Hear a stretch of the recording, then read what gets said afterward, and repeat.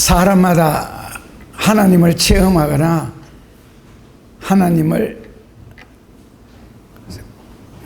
보통 만난다 그러던데 저는 만난 적이 없어서, 라디오에서도 사람들 간증하러 나오면은 꼭 MC가 묻더라고요. 하나님을 만났느냐고, 예수님을 만났느냐고. 근데 저는 예수님을 만난 적이 없습니다. 그 사람들을 어떻게 만났는지 모르는데 이야기 들어보면은 만난 이야기는 별로 없어요. 그냥 뭐 체험 정도 하는데, 사람마다 이 체험하는 방법이 또 다 다른 것 같습니다. 어떤 사람들은 수십 년을 기도한 후에 체험하는 경우도 있고, 어떤 사람은 엄마 배 속에서부터 믿었다 하면서도 아직까지 하나님을 믿지 않는 사람들도 있고, 어떤 이들은 우연한 기회에 생각지도 않게 체험하는 경우도 있고, 바울 같은 경우에는 죄를 짓다가 주님을 만나는 경우도 있고, 아브라함 같은 경우에는 하나님이 먼저 찾아가셨고, 베드로 같은 경우 오늘 본문에 좀 특이한 경우입니다. 그리고 보통 사람들이 하나님의 복을 받는다, 축복을 받는다 그러죠. 복을 받아도 이사야처럼 많은 기도를 한 후에 받거나 요셉처럼 그 연단이나 시험이 잔이 차서 받는 경우가 보통 상식적인데, 오늘 베드로 같은 경우에는 주님을 믿기도 전에, 따르기도 전에 우리가 말하는 그 복부터 먼저 받고 진리를 깨닫는 것을 볼 때, 예수님을 발견하고 체험하는 과정도 사람마다 다 다르구나 하는 생각을 해봤습니다. 꼭 회개부터 하고 엘리사처럼 모든 인생을 정리하고 하나님의 은혜나 복을 받는 것이 아니라, 베드로처럼 복부터 받고 그 복을 받는 과정 속에서 신앙 고백을 하는 경우도 볼 수 있고, 바울처럼 신비로운 체험부터 하고 주님을 따르는 경우도 있고, 교회를 꾸준히 다니다가 또 체험하는 경우도 있고 그렇습니다. 요즘에는 그런 기도하는 분들이 없던데, 옛날에는 1960년대 70년대는 그런 기도 참 많이 했습니다. 아줌마들이 그렇게 아줌마들은 열심을 내가지고 하나님을 믿는데, 남편들이 안 믿었을 경우 하나님 우리 남편을 늘씬하게 두들겨 패서라도 예수님을 믿게 하시고, 심한 경우에는 다리 하나를 뭐 어떻게 한다, 확 브로킹을 시켜서라도 예수님을 믿게 하옵소서, 그런 기도를 많이 하던데, 하나님을 체험한 사람들의 과정을 보면 꼭 그렇게 안 해도 기도를 좀, 차라리 하나님 나의 남편이 잘못할수록, 죄를 지을수록 더 많은 은혜와 복을 베풀어 주시고, 하나님이 살아계심을 깨닫게 해주셔서 뭐 주변의 기도로 말미암아 내가 이렇게 잘 믿는구나, 내가 믿게 되었구나 하는 걸 알게 하도록 그렇게 기도를 하는 것이 훨씬 멋지지 않겠느냐. 왜냐하면 기도대로 실컷 두들겨 패서 다리라도 부러뜨려서 하나님을 믿게 해서 만약에 교회를 오게 되면은 그냥 인생의 실패를 다 맛보노야 하는 거거든. 이제 신학 가면 그런 이야기 하잖아요. 세상에 속된 말로 표현하면 이리저리 굴러먹다가 할 일이 없으니까 마지막에는 신학교 온다 하는 그런 말이 있습니다. 그런 말들을 합니다. 그렇다면은, 자, 결국 세상의 막다른 골목에서 갈 데도 없고 할 일도 없으니까 교회에 왔을 때에, 그 다음에 그 사람이 과연 건전하고 건강한 신앙생활을 할 수 있겠느냐, 과연 신앙이라는 것, 진리라는 걸 건강하게 받아들이겠느냐, 그런 생각이 먼저 듭니다. 그러니까 모든 사건도 부정적으로 받아들일 것 같아요. 자기가 믿은 동기나 과정이 얻어 터지는 것부터 먼저 했기 때문에. 그런데 또 그런 경우들도 많이 있어요. 근데 베드로는 오늘 같은 경우 말씀을 먼저 들었습니다. 이 베드로에 관한 이 고기 잡는 사건이 성경에 크게 두 군데 나오는데, 하나는 누가복음 5장에 나오고 하나는 요한복음 21장에 나옵니다.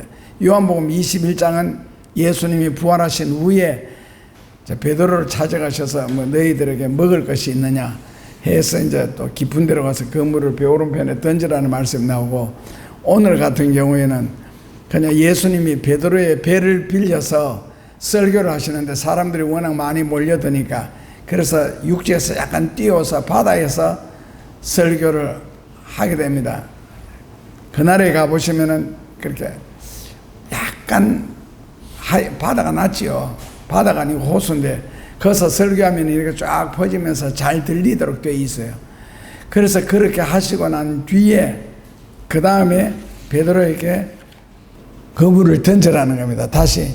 그런데 베드로가 그 말씀을 했을 때 고기를 애운 것이 심히 많은데 그물이 찢어졌다. 2배에 가득 잡았다.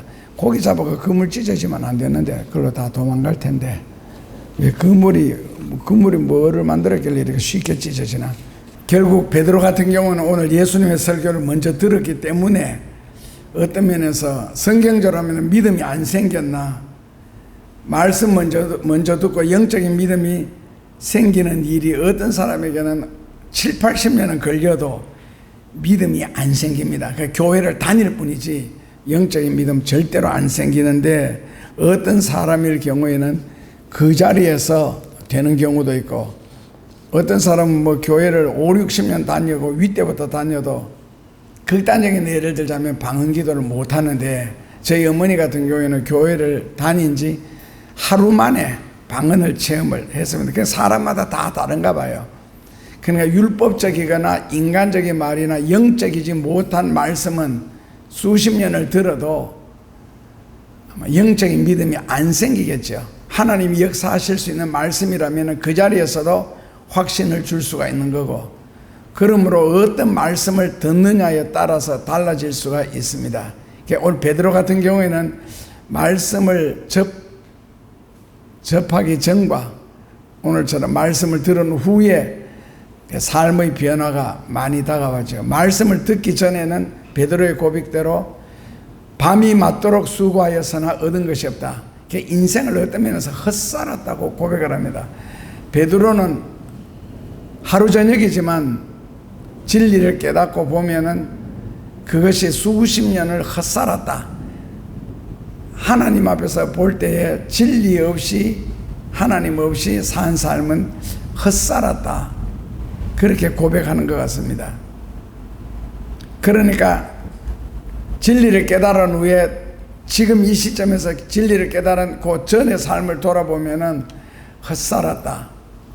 밤이 맞도록 인생이 다 가도록 수고했지만은 얻은 것이 없다.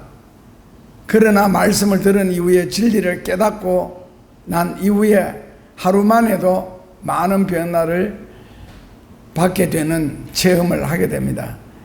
그래서 아침에 진리를 들으면은 저녁에 죽어도 여한이 없다.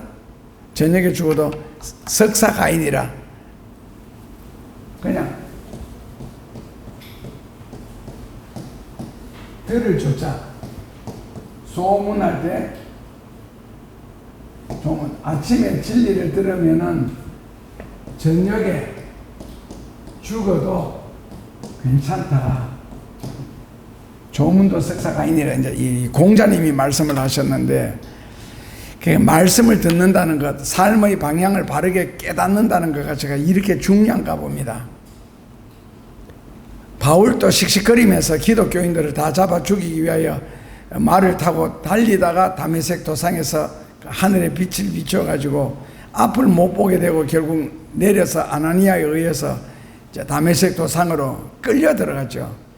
그리고 모세 같은 경우에는 40년 동안이나 광야에서 방황을 하고 또 40년은 애굽의 화려한 문화를 다 배웠음에도 불구하고 그 말씀 한마디로 인생이 바뀌어지는 것을 볼 때에 기독교라는 종교는 눈으로 보는 종교가 아니고 귀로 듣는 종교다. 그래서 히브리에서는 굉장히 많이 히브리 종교에서 쓰는 말입니다. 이것이요. 쉐마의 종교라고.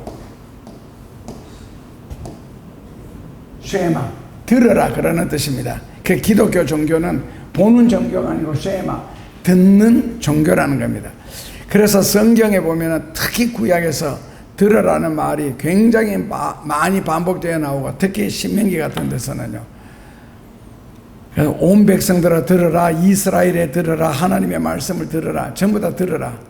그러므로 마음이 바른 사람은 들음으로 믿음이 생기지만은 마음이 외야되거나 마음이 복잡한 사람들은 그러니까 이제 시편 119편 70절에 나오는 것처럼 걱정과 근심이 마음속에 많이 쌓인 사람은 아무리 말씀을 들어도 믿음이 생기지를 않습니다. 만약에 믿음은 들으면서 나면 뭐 로마서 1장 16절 이해합니까? 믿음이 정말 들음으로, 말씀을 들음으로 믿음이 생긴다면은, 그러면 교회를 5, 60년씩, 6, 70년씩 다니는 사람들은 말씀을 많이 들었으니 믿음이 굉장히 좋을 것 같은데, 여러분들이 볼 때 그렇습니까? 오늘 교회, 오래된 교회, 그리고 오래된 신자들이 정말 믿음이 좋습니까? 그러니까 순수하고 깨끗한 마음일 때 진리의 씨앗이 떨어져서 자라면은 믿음이 바르게 생기지만은, 마음속에 뭐 마태복음 13장에 있는 것처럼 가시, 덩굴, 엉겅퀴, 자갈밭 이런 것들이 꽉 질려져 있는데 거기에 진리의 씨앗이 떨어졌다 해서 과연 바르게 자랄 수 있느냐는 거죠.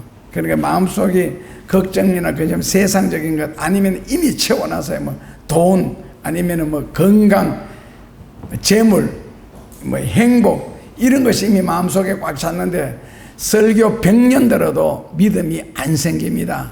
결국 믿음은 깨끗한 마음에서 떨어졌을 때에 한 번을 들어도 오늘 베드로처럼 믿음이 생기지. 베드로는 참 단조로운 사람이잖아요. 다른 걱정이 없는 사람. 그래서 같은 말씀이라도 베드로에게는 오늘 그 말씀이 바로 능력이 되어서 나타납니다. 그러니까 예수님이 베드로에게 다시 말씀하시지요. 배를 끌고 가서 배 오른편에 그물을 던져라. 베드로가 갈릴리에서 뼈가 굵은 사람인데 지금 가서 고기를 잡는다는 것은 일단 불가능하다. 고기는 밤에 잡는 것이지 낮에 잡는 것이 아니다. 왜? 고기는 밤에 먹이 활동을 하고 낮이 되면은 풀숲으로 잠자로 들어가는데 지금 가서 그물 던져라. 이거는 상식적으로는 도저히 있을 수 없는 일인데, 그래서 베드로가 거기에 대해서 막 설명을 하잖아요. 밤이 맞도록 내가 수고했지만 밤에도 못 잡았는데 햇빛이 쨍쨍한데 지금 물고기가 어디 있느냐고 예수님 앞에 따지는데, 그런데 예수님은 뭐 진리라는 것 자체잖아요. 두 번 말하지 않는 것, 그리고 두마디하지 않는 것, 그리고 진리는 절대로 강조하거나 강요하지 않는 것. 그냥 소돔과 고모라에 불비가 떨어지니 뒤를 돌아보지 말고 성을 빠져 나가라. 그거 자체로 끝나는 것이지, 만약에 너가 머뭇거리거나 뒤를 돌아보면은 네가 뭐 소금 기둥이 된다, 뭐 하여튼 온갖 설명을 하지 않습니다. 그냥 뒤를 돌아보지만 나가라. 진리는 참 간단하잖아요. 그래서 예수님은 거기에 대해서 베드로에게 막 설명하지 않지요. 베드로가 이미 실패한 자리, 이미 밤새도록 그물을 던져보고 낙심한 자리, 아무리 노력해도 안 되던 그 일, 밤이 맞도록 수고하였으나 잡은 것이 없는 그 자리. 근데 그 일에 그 던져봤던 그 그물, 그거 자기가 타고 갔던 그 배, 그리고 베드로가 실패했던 바로 거기에 다시 가라는 거거든요. 베드로 입장에서는 예수님의 말씀이 위로는 되는데 고맙긴 하지만은 안 되더라는 거예요. 그리고 뭐 배 오른편에 그물을 던져라. 그럼 베드로가 밤새도록 배 왼편에만 그물 던졌겠습니까? 고기가 안 잡히는데. 그렇게 반문을 하고 싶었지만은 베드로는 하지 않았고, 그렇다고 해서 뭐 달라진 조건이 전혀 없잖아요. 환경도 그대로, 기구도 그대로, 재료도 그대로, 그리고 바로 그 사람, 실패했던 그 자리, 그 장소, 이미 실패할 때 사용했던 그 재료, 그 도구를 가지고 그대로 가거라는 겁니다. 어떤 면에서 반대로 말하면 베드로가 가장 편하게 다스릴 수 있는, 사용할 수 있는, 운전을 만 10년, 20년 하고 나면은 운전이 참 편하잖아요. 근데 처음에 운전 배울 때는 누가 핸들을 뺏어가는 것 같아 꽉 잡고, 운전하고 나면 이제 어깨도 아프고 막 팔도 아프고 하도 힘껏 잡아요. 근데 운전에 나중에 석 달 되면 손바닥 가지고도 살살 돌려도 할 운전 다 하거든. 그러니까 어떤 면에서 베드로에게는 굉장히 익숙한 그 자리에 그 도구를 가지고 다시 가라. 그런데 베드로가 복을 받으려고 하는지는 모르겠지만은 예수님의 그 말씀을 듣고 베드로는 순종을 합니다. 만약에 복을 받지 못할 사람 같으면은 롯의 처처럼 뒤를 돌아보다 죽었겠죠. 그게 불순종했겠죠. 그 롯의 처나 롯의 사위들처럼 말씀을 농담으로 여기거나 가볍게 받아들이지 않고 예수님이 하신 말씀을 그대로 몸으로 받아들이게 되죠. 그래서 베드로는 가서 배 오른편에 그물을 내리는데 놀랍게도 2배에 가득하였더라. 안 그러면 뭐 배에 가득하였더라. 그러니까 밤이 맞도록 수고했는데 못 잡았는데 어떻게 갑자기 이렇게 될 수 있을까? 결국 베드로가 감탄할 수 있는 것은 배에 가득 잡았다, 만선이다, 아니면은 신기하다, 놀랍다, 어떻게 이렇게 과연 될 수가 있을까? 안 될 줄 알았는데, 실패한 그때나 지금에는 변함이 없을 줄만 알았는데, 설마 했는데 예수님의 말씀을 듣고 가서 그물을 내리니까 되더라. 그러니까 순종해 보니까 되더라. 이것이 이제 오늘 말씀의 능력입니다. 말씀을 듣기 전과 말씀을 들은 후에 차이점, 달라진 것은 전혀 없는 것 같은데, 달라진 것이 있다면은 베드로의 마음 자세겠지요. 영적인 그의 상태겠지요. 그러니까 외부에서는 아무런 표도 나지 않습니다. 내가 하나님의 은혜를 받았는지 안 받았는지, 내 속에 믿음이 있는지 없는지 남들은 전혀 모르는데 생각만 달라졌을 뿐이죠. 그러나 달라진 그 생각이 놀라운 일을 해왔습니다. 마음의 변화가 현실까지도 이렇게 변화시킬 줄은 아마 베드로는 상상 못했을 겁니다. 현실적인 복, 아니면은 눈에 보이는 복부터 달라고가 아니라 참된 순서는 하나님 앞에서 영혼부터 변해야 됩니다. 영혼이 변하지 않는 상태에서 복을 달라, 은혜를 달라, 이거는 진짜 사이비 종교고 샤머니즘입니다. 그건 종교가 아닙니다. 그냥 신을 나에게 끌어들여 이용을 해보겠다는 거죠. 그러니까 생각이 바뀌어지고 마음이 변화되고 난 뒤에 그 다음에 하나님의 역사를 기다려야 됩니다. 생각이라는 것은 생각으로 끝나는 것이 절대로 아니거든요. 생각대로 마음의 변화를 따라서 현실화 되더라는 겁니다. 내가 변화되었다고 남이 알아주는 것도 아닙니다. 내가 변화된다고 당장 어떤 일이 생기는 것도 아니고, 할 수 있겠지만은, 그러나 베드로 같은 경우에는 마음이 변화되고 나니까 현실까지 바뀌더라는 것. 그런데 내 마음이 변화된 그것을 근거로 해서 역사하시는 분이 계시더라는 것, 바로 하나님이시죠. 그러니까 하나님은 우리의 영을 통하여서 역사하신다는 겁니다. 그러니까 그 영혼이 바뀐다는 것, 기적이죠. 결국 하나님께서는 사람을 쓰시기 위해서 사람의 마음을 먼저 변화시켜 주신 후에 하나님께서 모든 일에 개입하시고 주장하시고 일을 형통하게 인도하십니다. 사회생활, 보통 만 20살 되면 군대를 가게 되는데, 군대 갔다고 해서 절대로 자대에 배치되지 않습니다. 훈련소라는 6주 기간 동안 민간인을 군인으로 만듭니다. 시간 관리부터 시작을 해서 사고방식, 의식까지. 그러니까 철저하게 같은 말을 계속 반복시키고 같은 행위를 반복시켜서 사회에서 민간인으로 있을 때의 그 사고방식, 생활방식, 행동방식을 군인으로서 갖춰야 할 것으로 완전히 뜯어 고치죠. 그러니까 오늘 우리가 성경 말씀을 오늘 베드로처럼 미리 접하고 말씀에 먼저 은혜를 받고 하나님을 믿거나 따르게 되면은 굉장히 귀하고 아름다울 텐데, 거의 대부분 우리가 예수님을 믿고 교회를 다니게 된 것은 타락한 애굽의 맛을 다 봤습니다. 그러니까 타락한 애굽의 맛은 고기만 있으면 되고 돈만 있으면 된다. 그러니까 하나님의 기적을 그렇게 많이 보고 홍해를 건너 광야에 나왔음에도 불구하고 계속 애굽적인 생각을 하거든. 왜? 애굽의 맛을 봤으니까요. 그러니까 광야에 와서 철저하게 말씀을 따르고 십계명을 중심으로 가나안을 향하여서 나아가야 되는데,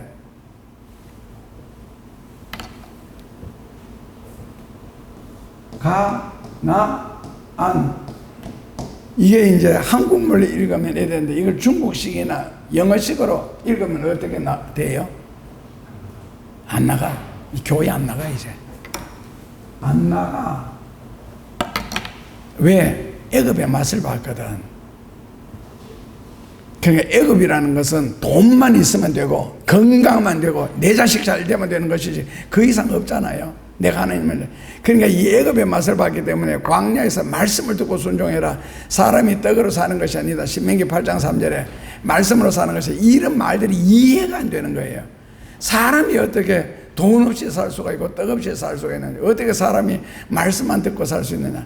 그러니까 이게 생각하는 차이거든요. 말씀만 들으면 된다. 그러니까 성경 읽기만 하면 산다네. 이런 그 애급적인 그 사고방식. 성경 읽기만, 언제 성경을 읽으라 그랬어요?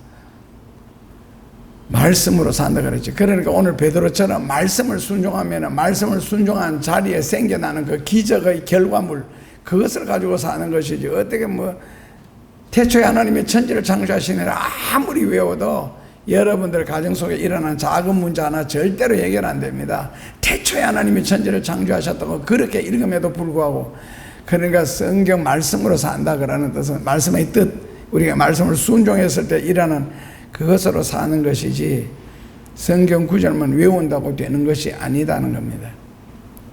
그러니까 하나님께서 사람을 쓰시기 위해서는 먼저 변화부터 시키고, 군대에서는 뭐 군인들 한 사람 키우는데 요즘은 보통 한 3천만 원 든다는데, 그 3천만 원 들여서 민간인을 군인으로 만들어 놓고 전쟁터에서는 딱 5분 사용합니다. 그리고 죽지요. 그러니까 우리가 애굽의 방법을 따라 애굽의 맛을 보고 살아온 우리가 하나님이 쓰시기 위해서는 하나님의 사람으로 만들어야 되거든요. 그게 이제 인간적인 말로 바꾸면 개조고, 성경적으로 바꾸면 이제 영적인 변화인데, 오늘 베드로처럼 변화받는 거. 그러니까 변화가 되는 순간에 깨닫는 것은, 아, 하나님이 나와 함께 하신다. 그리고 하나님이 나를 통해 역사하신다는 것을 결국 발견하게 됩니다. 그렇게 이제는 성경이 우리에게 요구하는 것은 항상 그렇잖아요. 교회를 얼마나 열심히 다녀라, 기도를 하루에 몇 번 해라, 이것이 아니고 내 중심에서 하나님이 분명하게 자리 잡으시고 하나님이 원하시는 대로 내 인생에 이끌려 가느냐. 그러니까 다른 말로 바꾸면은, 제가 생각할 때 요즘 교회는요, 사도 바울이 와서 설교를 해도 교인들 은혜 못 받습니다. 그 순간적으로 호기심은 가질 수 있겠지만은, 그러니까 성경의 요구는 남을 변화시키려고 하지 말고 너나 변화되라. 그러니까 남을 변화시키기 위해서 결국 잔소리가 따라 나와야 되잖아요. 격언에 잔소리 많은 집안은 반드시 망한다. 그 잔소리 하지 말라는 겁니다. 상대편에게 귀찮게 요구도 하지 말고, 남을 가르치려고 절대로 하지 말고, 그러니까 부부라 할지라도 자기만 아니면은 가르치지 마라. 그러니까 아내도 가르칠 생각을 하지 말고 남편도 고칠 생각하지 마라. 수십 년 살아봤잖아요. 남편이 고쳐질 때가 양말 하나 벗어 던지는 것조차도 안 고쳐지는데 그거조차도 하나. 그러니까 내 말 안 듣습니다. 교회 다니는 사람 예수님의 말씀도 안 듣는데 하물며 나의 말을 듣겠어요. 말도 안 되는 거거든요. 그러니까 절대로 다른 사람을 고치려고 하지 마라. 안타깝지요. 말씀대로 살면 분명하게 말씀대로 기적이 일어날 거고 말씀대로 역사가 일어날 텐데, 체험하고 아는 사람에게는 확신이죠. 그런데 그렇게 못한 사람에게 그렇게 하면 된다라고 아무리 가르치려고 해도 안 됩니다.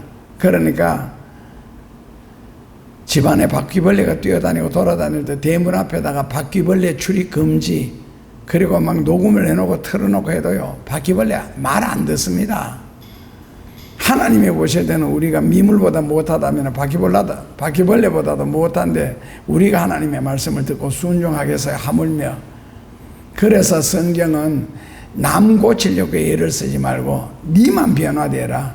남편 바꾸려고, 아내 바꾸려고 노력하지 말고 너만 바뀌면 된다.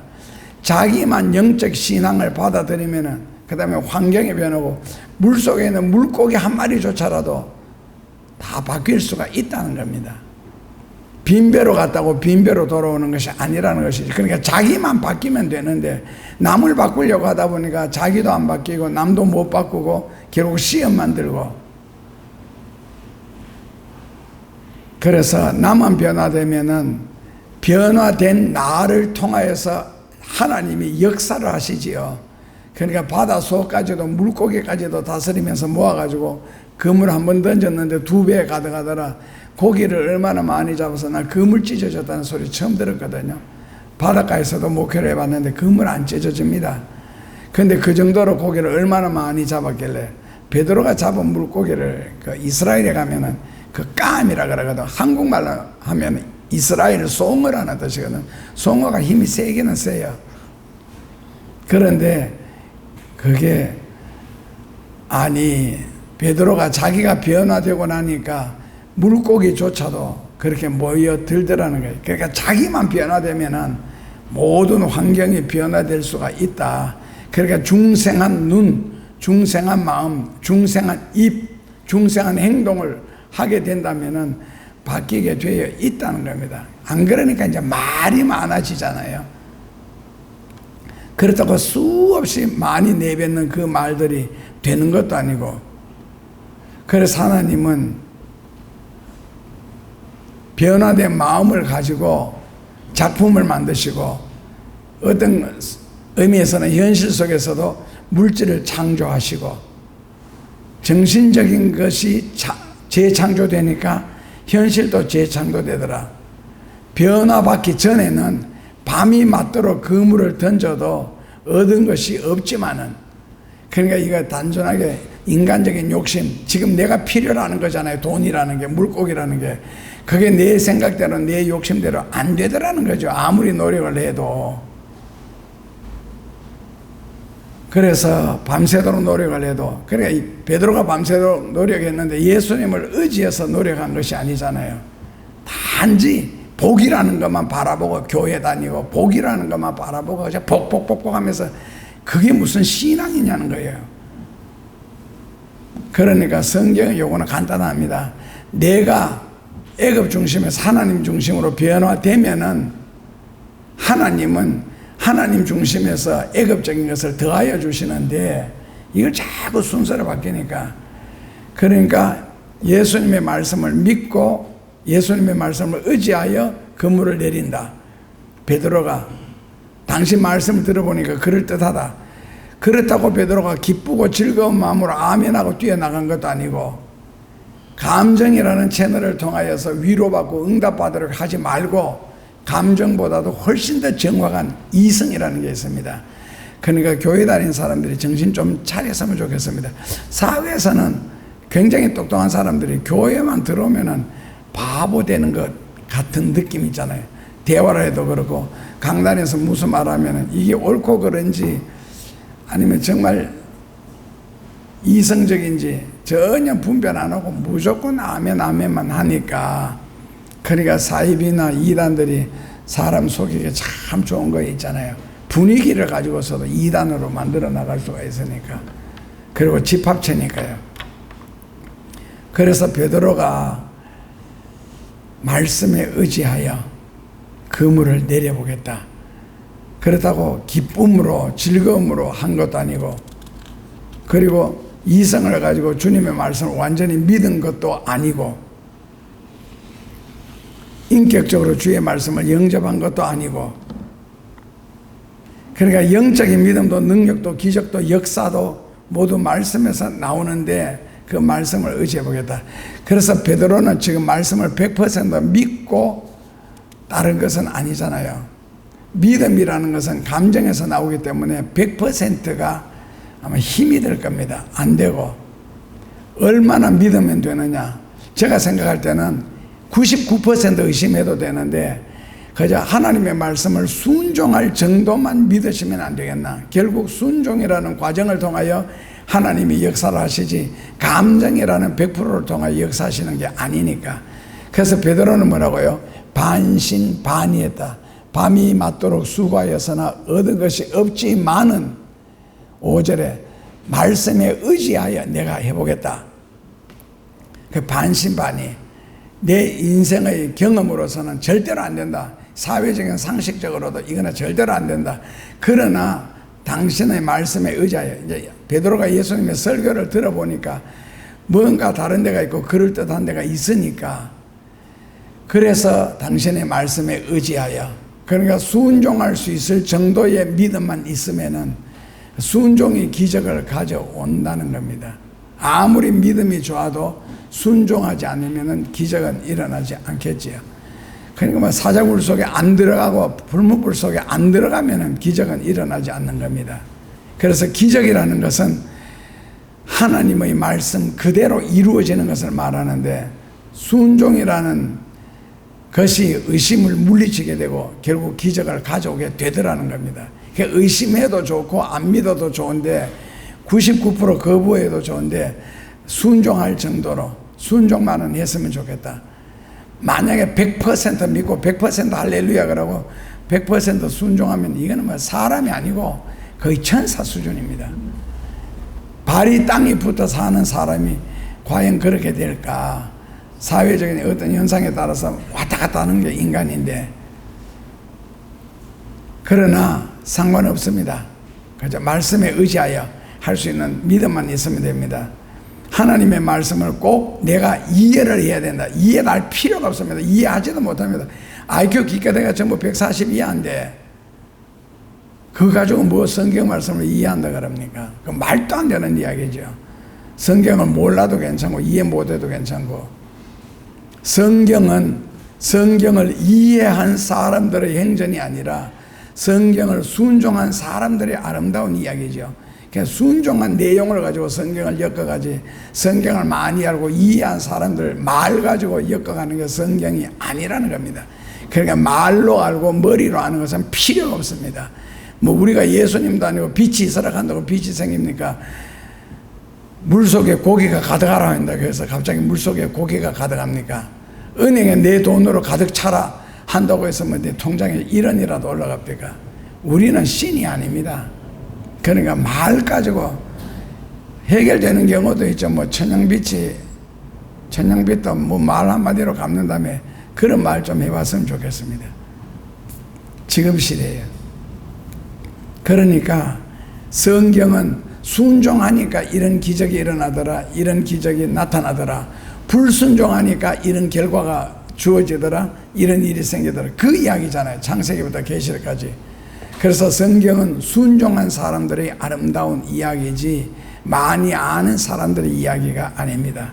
그러니까 상황이나 조건, 장소나 다 다를지라도 말씀을 순종하는 자에게는 다 같은 역사가 일어났습니다. 말씀을 들은 후에 가득 잡았다, 2배 가득 잡았다. 그렇다면 왜 말씀을 듣기 전에는 안 되었겠어요?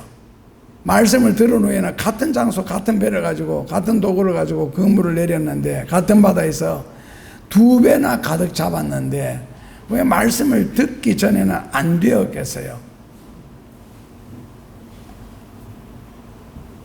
말씀을 듣기 전에는 내가 힘들고 내가 고생했던 그것을 이루어 달라는 내용이고, 우리가 봉투 들고 기도 받으러 다닐지라도 내가 고생했던 거, 내가 힘들었던 거, 그걸 타쳐주면 우리는 감동을 받고 눈물을 흘리잖아요. 그러다 그 해결되는 것도 아니야.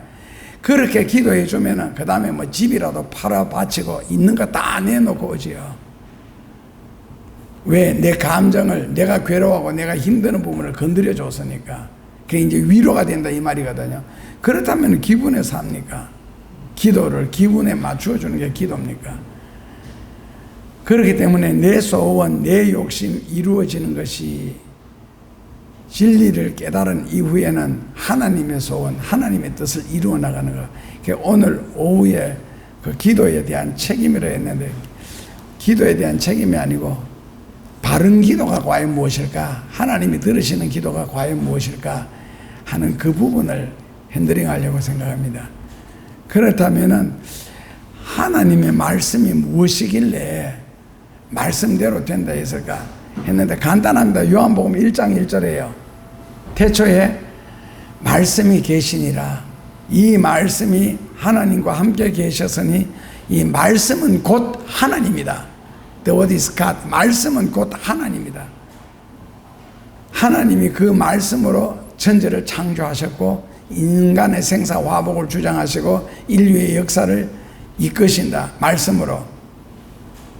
그래서 누가복음 1장 37절에 말씀은 대저 능치 못하심이 없느니라. 그런데 그 말씀이 가는 곳마다 기적을 일으켰고 그 말씀이 사람에게 닿는 곳마다 역사가 일어났고 그 진리가 바다속까지도 들렸는가 봐요. 고기들이 다 모여든 것을 보면은. 그러니까 풍랑까지도 잠잠하게 하는 역사. 결국 말씀은 곧 하나님이다. 진리의 음성이 죽은 사람에게 들려도 죽은 사람이 살아나는 그런 역사. 어떤 병에 걸렸든지 마태복음 8장 16절에 보면 말씀으로 모든 병을 다 고치니라. 그럼 오늘날은 왜 안 됩니까? 당신한테는 안 되지 남들한테는 됩니다. 그게 영역의 문제거든요. 성경 구절을 갖다 댄다고 다 됩니까?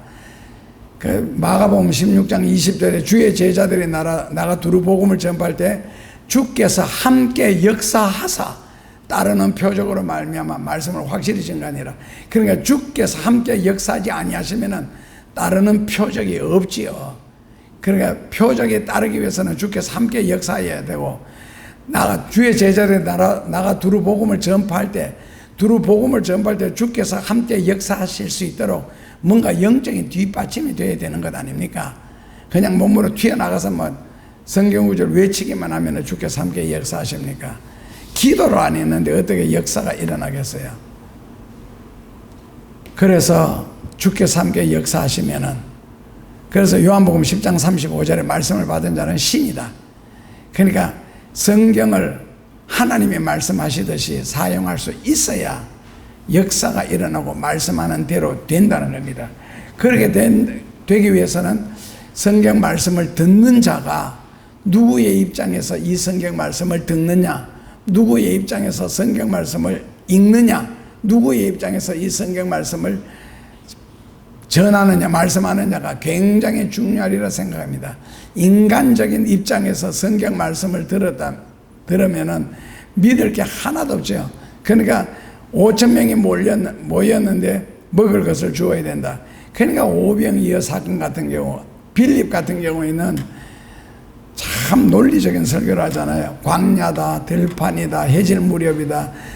우리나라 돈으로 환산하면 대략 2천만 원은 있어야 5,000명 정도 먹을 수 있는 떡을 사는데, 떡을 한 목에 2천만 원에 채놓고 파는 떡 가게가 어디 있느냐, 그리고 2천만 원 돈이 어디 있느냐.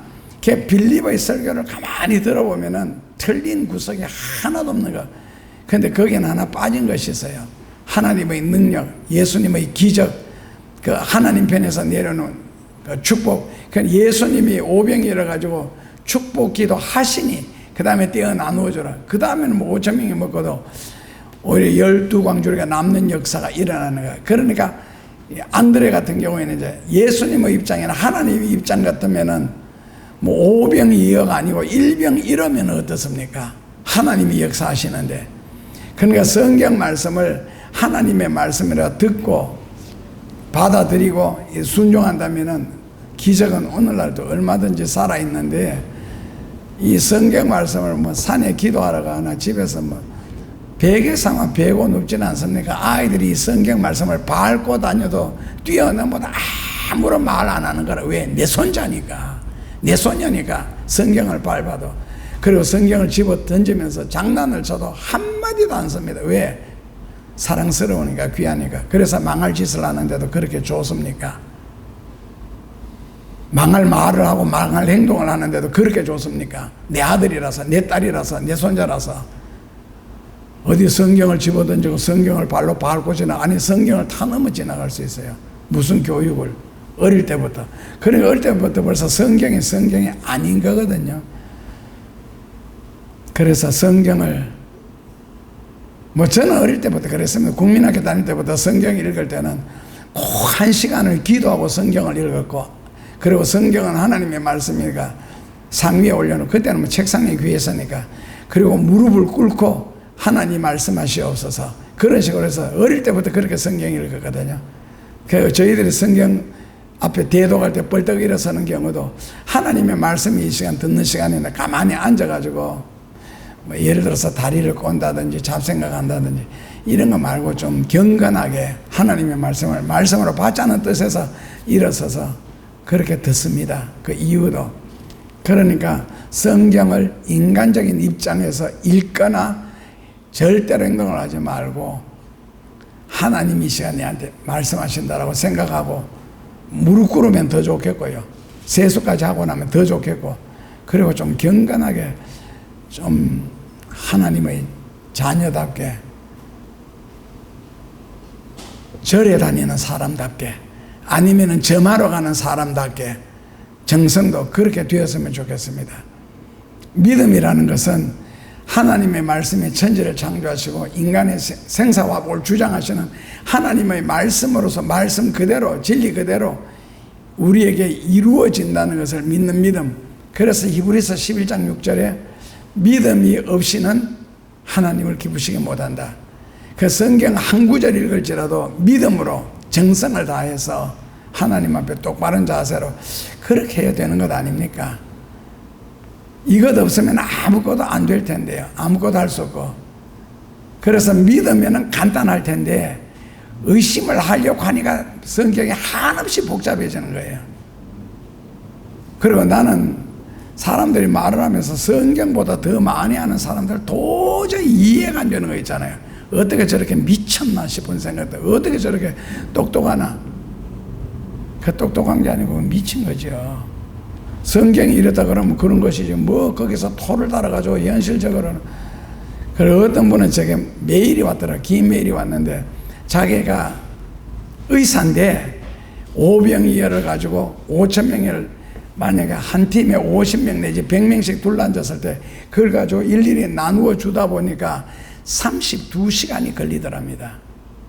32시간 하다면 하루하고도 6시간이 8시간이 더 많은데 어떻게 성경을 그런 식으로. 그러니까 성경에서 믿음을 빼버리고 하나님의 능력을 빼버리고 은혜를 빼버리면요 그냥 이거는 글자 쪼가리예요. 소설에 불과한 거거든요. 아무것도 아닙니다. 그러니까 원래 문학에는 지식의 문학이 있고 능력의 문학이 있는데 낱말 그대로 예를 들어서 뭐 한국의 수도는 서울이다. 프랑스의 수도는 뭐 파리다. 그거 알아서 뭐합니까? 1392년에 조선이 오픈되고 1492년에 종교개혁이 일어나고 1592년 임전이 일어나고 그래서 어떻게 됐는데 그걸. 그래서 지식의 문학이라는 것은 낱말 그대로 지식적으로만 단순하게 우리에게 알려주는 것이고 둘째로는 능력의 문학이라는 것이 있습니다. 능력의 문학이라는 것은 말씀하는 그대로 되는 것. 그러니까 공중에 나는 새들로 가득하라 글자를 적어놓고 그것을 공중에 나는 새들로 가득하라 했을 때 실제로 공중에 막 새들이 창조제가 그대로 되는 거 그걸 능력이라 그러거든요. 그 성경은 유일하게 능력의 문학입니다. 그러니까 능력의 문학에서 능력을 빼버리면 그냥 문학이죠. 그냥 글자 쪼가리들 붙여놓은 것밖에 안 됩니다. 그러니까 성경은 철저한 능력인데 그렇게 능력이 되는 것은 이것은요 하나님의 말씀이기 때문에 그 하나님은요 말씀이고 그 하나님은 천지를 창조하시고 어젯밤에도 하늘에 달을 쳐다보니까 굉장히 맑고 깨끗하더라고요. 하늘도 그렇고 참. 근데 그 달 하나 보고도 감탄하는데 은하수가 도대체 별이 몇 개입니까? 은하수는 최소한도 2,000억 개에서 4,000억 개의 별이 모여가지고 하나의 은하수가 되는데 그거 별과 별 사이의 거리가 수십만 킬로미터에서 수억 킬로미터 떨어졌는 게 여기서 바라보니까 그냥 하늘에 총총이 박힐 것 같은데 땅에서 바라보는 별들의 크기는 거의 비슷하잖아요.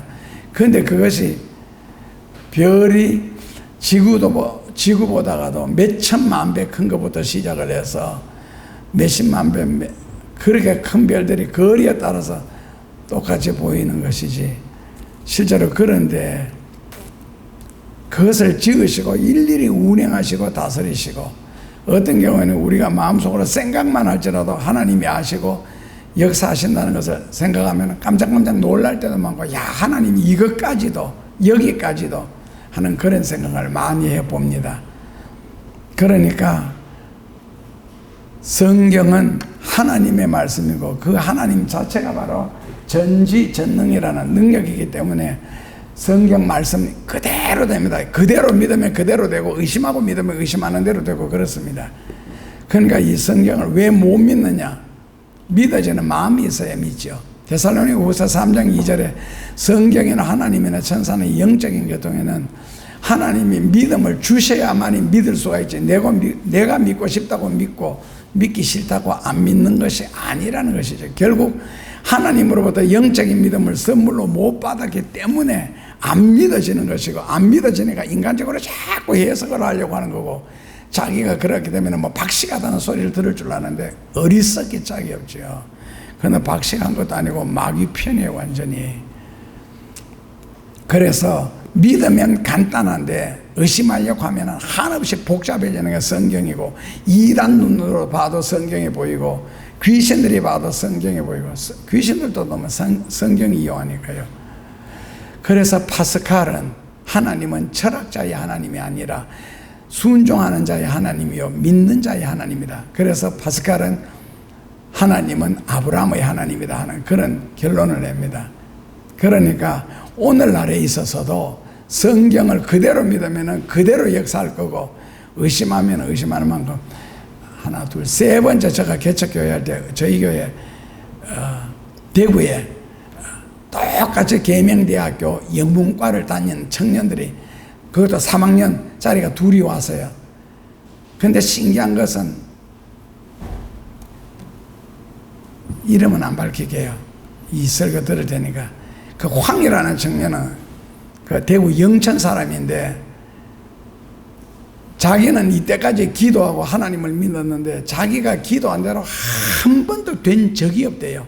기도를 응답받은 적도 없고 기도대로 이루어진 적도 없고, 그래서 자기는 하나님을 믿는데요. 근데 하나는 같은 지역의 사람인데 주 선생이라고, 그거는 이제 나중에 목사가 됐는데, 거기는 자기는 기도하는 대로 하나님이 이루어 주시기 때문에 하나님을 믿는다. 그 친구는 이제 결국 목사가 됐는데요. 그리고는 이제 대학 다닐 때 한참 술 마실 때 어떨 때는 얼굴이 벌겋해가지고 사택이 교회하고 붙어 있었거든요. 그 교회 와서 막 통성 기도를 해요. 하나님 주여, 오늘도 제가 한잔하고 왔습니다. 용서해 줘서. 그리고 막 또 기도를 해요. 울면서 기도하고. 술 한잔 마시고 또 교회 와서 기도, 한잔 마셨다고 보고하러 오는가 봐. 하는데 정반대잖아요. 하나는 자기가 믿은 대로 기도한 대로 한 번도 이루어진 적이 없기 때문에 하나님을 믿는다. 하나는 되기 때문에 하나님을 믿는다. 근데 안 되기 때문에 하나님을 믿는다는 그 청년의 논리는 그렇습니다. 내가 기도하는 것은 뭐 예를 들어가 뭐 시험 잘 치게 해달라, 뭐 이렇게 해달라 저렇게 해달라는 것은, 그 말을 하나님이 그대로 이루어 주신다면 하나님이 내 종이지, 내가 어떻게 하나님의 자녀가 될 수 있고 종이 될 수 있느냐. 자기는 그 정도 수준 같으면 하나님을 안 믿겠다, 그런 신념이. 그러니까 또 그 믿음대로 또 되더라고. 그럼 그 친구는 뭐든지 기도를 반대로 해야 이루어질 것 같아요. 믿은 대로는 안 되니까. 근데 한 친구는 또 반대고. 그러니까 내가 안 된다고 다른 사람도 안 되는 것이 아니고, 내가 기도의 응답을 못 받는다고 기도가 필요 없는 것도 아니라, 내가 못 받는 것이지 남도 못 받는 것이 아니라는 겁니다. 기도의 응답이 없었더라면 아마 기도가 벌써 사라지고 없을 겁니다. 베드로는 오늘 물질적이고 고기 잡는 문제, 인간적이고, 즉 고기를 많이 잡았다. 그리고 많이 잡고 2배에 가득하도록 잡았는데, 그 배에서 내린 베드로가 예수님 앞에 무릎을 꿇고 한 말이 뭡니까? 아마 일본 어부 같으면 그렇게 말했을 거예요. 주여, 이번에는 다른 빈 배를 끌고 이번에는 가서 배 왼편에 그물 한번 던져볼까요? 그런데 베드로는요, 주여, 나는 죄인으로서이다. 나를 떠나소서. 아니, 말씀 한마디 순종하고 이렇게 고기를 잡았는데 예수님 감사합니다 하는 말을 해야지, 상식적으로 볼 때는. 근데 거기서 주여, 나는 죄인으로서이다. 나를 떠나소서. 그러니까 나의 필요를 충족시켜 주신 예수님에게 필요를 충족되는, 우리말 바꾸면 그냥 뭐 복을 많이 주시고 형통하게 하신 예수님 감사합니다, 이런 말을 안 했잖아요. 주여 나는 죄인으로서이다. 그렇기 때문에 어떤 면에서 예수님은 베드로가 수제자가 될 수 있는 소질이 있는 것이고, 그리고 물질적인 기적을 통하여서 신령한 것을 보는 눈이 있다는 것, 이게 아마 예수님의 마음에 무척 들었을 것 같아요. 육신적인 기적 앞에 영적인 기적을 발견하게 되고, 물질적인 기적 앞에 예수님은 메시아다 하는 것을 깨닫는 것, 아마 이것 때문에 예수님은 베드로를 수제자로 일찌감치 찜하지 않았을까 하는 생각해 봅니다. 예수님은 단순하게 교인들 어렵다고 돈이나 몇 푼 더 보태주고, 그럼 지금 또 몇 푼 더 생겼다고 그게 내년 그것도 후년 계속 가는 게 아니잖아요. 그럼 내년에 또 줘야 된다고. 그 다음에 또. 그러니까 예수님은 평생 내 종로만 해야 되는 거예요. 그저 내게 있어서 예수님은 그저 마당새나 됐으면 좋겠고. 그거잖아요. 우리 믿음이 지금 기도가. 그게 무슨 믿음입니까? 샤머니즘도 아니고. 그래서 예수님의 기적은 단순하게 인간의 욕심이나 욕구를 충족시켜 주시는 분이 아니고, 그게 채워졌다고 그게 기적도 아니고, 육신적이거나 물질적인 어떤 기적 축복을 해 주실 때는 그것을 통하여 예수님이 하고 싶은 일이 있을 겁니다. 그리고 주시고 싶은 메시지가 있을 것이고, 그것을 발견하고 순종하는 것이 참된 믿음 아니겠어요? 그래서 단순하게 내가 아프니까 고쳐주옵소서, 아프니까 고쳐주면 뭡니까? 나중에 그 건강 가지고 바람이나 피우고 도적질이나 하던데, 거짓말이나 하고 혈기나 부리는데, 그리고 나중에 더 아프면요, 지어 이번에는 진짜 믿습니다, 한 번만 더, 한 번만 더, 평생 죽을 때까지 한 번만 더요. 그러니까 인간의 욕심이라는 건 끝이 없고, 그 들어줘도 별 볼 일도 없더라는 겁니다. 그 들어줘 그 순간만 짜릿해가지고 주여 감사합니다 하지, 시간 조금만 지나니까 하나님으로부터 받은 은혜 다 잊어버리더라는 거죠. 인간적인 의리도 뭐 신앙적인 의리도 다 없애버리는 거. 그래서 예수님이 메시아고 예수님이 우리 구주와 주님이시다는 사실을 말씀해 주고 싶은 겁니다. 예수님은 온갖 기적을 통해서 단순하게 돈 몇 푼 더 주는 그것이 기적이 아니고, 그러니까 세상적인 기적 이전에 예수님을 진짜 나의 구주와 주님으로 내 죄를 사하시고 나를 하나님의 백성으로 삼아주신 그것을 진심으로 사랑한다면 그 사랑 안에서 모든 것을 더하여 주시지 않겠느냐. 로마서 8장 32절입니다. 기도하겠습니다. 예수님 감사합니다.